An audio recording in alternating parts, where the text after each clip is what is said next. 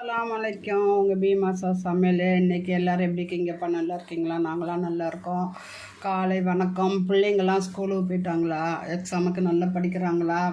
இப்போ வந்து நம்ம என்ன செய்ய போகிறோன்னா, சுகருக்கு, ஜீரண சக்திக்கு, நம்ம உடம்புல இருக்க அவ்வளோ நோய்களுக்கும் தீர்றதுக்கு நம்ம வந்து ஒரு மருந்து ரெடி பண்ண போகிறோம். அது என்ன மருந்துனா 3 பொருள் தான், ஈஸியாக செஞ்சிடலாம். இது நம்ம வீட்டில் அஞ்சல் பெட்டியில் இருக்க பொருள் தான். இப்போ நம்ம அதை எப்படி பண்ண போகிறோம் பாருங்கள். நல்லா கடாயை வச்சு காஞ்சிருச்சு. இப்போது ஒரு 2 ஸ்பூன் வெந்தயம், இதை வந்து நம்ம செவக்க வறுக்க போகிறோம். இது வெந்தயம் வந்து நல்ல நார் சத்து உள்ளது, சுகரே நல்லா குறைக்கும், உடம்புல இருக்க கெட்ட கழிவுகளும் நல்லா போகும். இதை வந்து நம்ம என்ன பாருங்கள், இப்படி நல்ல பொறுன்னு சிவப்பாக எடுத்துகிறோம். அடுத்தது ஓமம் 1 ஸ்பூனு. ஏன்னா இது நல்லா வாயுவுக்கு, உடம்புல இருக்க வாயு, ஜீரண சக்தி எல்லாமே நல்லா கேட்கும். இதனால் இது பொரித்து எடுத்துடலாம். வெந்தயம் 2 பங்கு போட்டிங்கன்னா ஓமம் வந்து 1 பங்கு போட்டுக்கிடுங்க. ஏன்னா நம்ம எல்லாம் வறுத்து அரைச்சி பொடி பண்ணி நம்ம வச்சுக்கிட்டோன்னா ரொம்ப உடம்புக்கு நல்லது. டெய்லி நம்ம இரவு படுக்கும் முன்னே ஒரு 1/4 ஸ்பூன் எடுத்து வாயில் போட்டுட்டு வெதுப்பான சுடு தண்ணீரை குடிச்சிங்கன்னா சுகர் நல்லா குறையும். காலையில் எழுந்திரிச்சதும் மோஷன் வந்து நல்லா ஃப்ரீயாக போகும். எல்லாமே நல்ல வாசனை வர வறுத்துக்கலாம். இது பொடி பண்ணி வச்சா எவ்வளோ நாளானாலும் கெட்டு போகாது.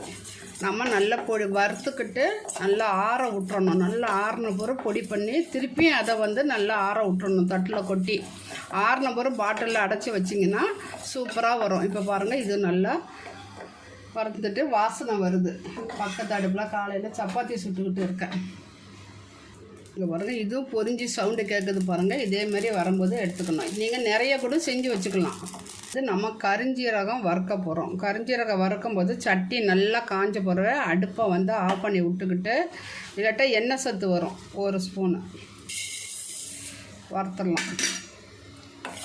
இந்த சூட்டில் இப்படியே வறுத்து எடுத்து இதை பொடி பண்ணி டெய்லி நைட்டு இரவு ஒரு 1/4 ஸ்பூன், இந்த ஸ்பூனுக்கு ஒரு இப்படி 1/4 ஸ்பூன் எடுத்துக்கிடுங்க. பொடியை எடுத்து வாயில் போட்டு சுடு தண்ணி போட்டு குடிச்சிங்கன்னா நல்லா சுகர் குறைஞ்சிருங்க. வெறும் வெந்தயத்தை கூட நம்ம வச்சுக்கலாம். சில பேருக்கு வாதம் உள்ளவங்களுக்கு வெந்தயம் ஆகாது. ஆனால் கரிஞ்சீரகம் வந்து ரொம்ப நல்ல மருந்து. நான் வந்து உங்களுக்கு காமிச்சது வந்து 2 ஸ்பூன் வெந்தயம், 1 ஸ்பூன் ஓமம், 1 ஸ்பூன் கரிஞ்சீரகம். நான் இப்போ செய்ய போகிறது எப்படின்னா, இதுக்கு 1 கிண்ணம் கரிஞ்சீரகம் எடுத்துக்கிட்டேன், 1 கிண்ணம் ஓமம் எடுத்துக்கிட்டேன், 2 கிண்ணம் வெந்தயம் எடுத்துக்கிட்டேன். 3 நல்லா வறுத்தாச்சு. வறுத்துக்கிட்டு நம்ம என்ன பண்ண போகிறோம், இப்போ பொடி பண்ண போகிறோம்.